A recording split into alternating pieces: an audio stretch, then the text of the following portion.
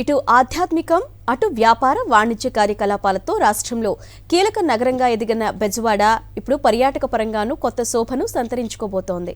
కృష్ణానది పవిత్రతను కాపాడుతూనే మరోవైపు ప్రజలకు ప్రకృతి అందాలను ఆస్వాదించే లక్ష్యంతో ఏర్పాటు చేసిన retaining wall river front park ని సీఎం వైఎస్ జగన్ ప్రారంభించారు. విజయవాడ నగరం చుట్టూ 3 పెద్ద నీటి కాలువలు ఉన్నాయి. రాష్ట్రంలో ఏ ప్రాంతానికి లేని ఈ ప్రత్యేకత బెజవాడకు ఉండడంతో దీన్ని వెనిస్ ఆఫ్ ఆంధ్రప్రదేశ్గా పిలుస్తారు. గతంలో వరద ప్రవాహంతో ఈ ప్రాంతాలు ముంపుకు గురయ్యేవి. ఇప్పుడిక ప్రజలకు ఆ కష్టాలు ఉండవు. కారణం నది చుట్టూరా రక్షణ గోడని వైఎస్ జగన్ సర్కార్ నిర్మించింది. ఇందుకోసం కోట్ల నిధులను మంజూరు చేసింది. విజయవాడ మున్సిపల్ కార్పొరేషన్ ఆధ్వర్యంలో రూపుదిద్దుకున్న ఈ రిటైనింగ్ వాల్తో ఇప్పుడు వరద ప్రవాహం నుంచి నదీ పరివాహక ప్రజలకు ఊరట లభించనుంది. ఇప్పుడు ఈ కరకట్టు వాళ్ళే మీరు చూస్తా ఉన్నారు.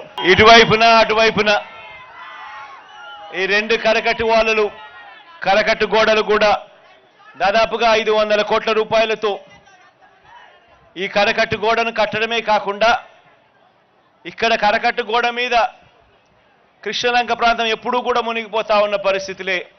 ఎప్పుడు వరదలు వచ్చినా కూడా ఇక్కడికి ప్రతి సంవత్సరం వరద వచ్చినప్పుడు వచ్చి ఇక్కడికి వచ్చి 4 మాటలు చెప్పే కార్యక్రమమే కానీ ఖచ్చితంగా ఈ ఏరియాకు ఈ గోడ కడితే ఇటువంటి పరిస్థితి రాదు, ఈ గోడ కట్టాలి అన్న ఆలోచన చేసిన పుణ్యం ఏ ఒక్కరూ చేయలేదు. అది ఒక్క మీ బిడ్డ ప్రభుత్వంలోనే జరుగుతా ఉందని చెప్పడానికి సంతోషపడతా ఉన్నా. విజయవాడ నగరం 7.8 కిలోమీటర్ల మేర కృష్ణానదికి ఆనుకుని ఉంది.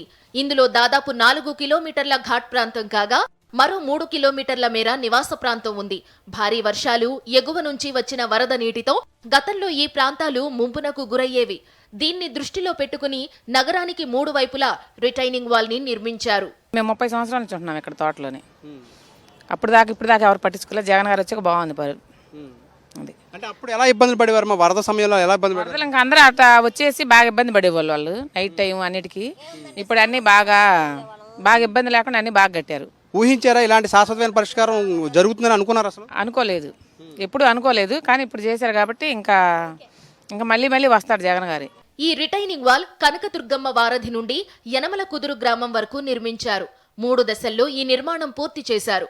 మొదటి దశలో గీతానగర్ కట్ట నుండి యనమల కుదురు గ్రామం వరకు, 2వ దశలో కనకదుర్గ వారధి, 3వ దశలో పద్మావతి ఘాట్ వరకు నిర్మాణాన్ని పూర్తి చేశారు.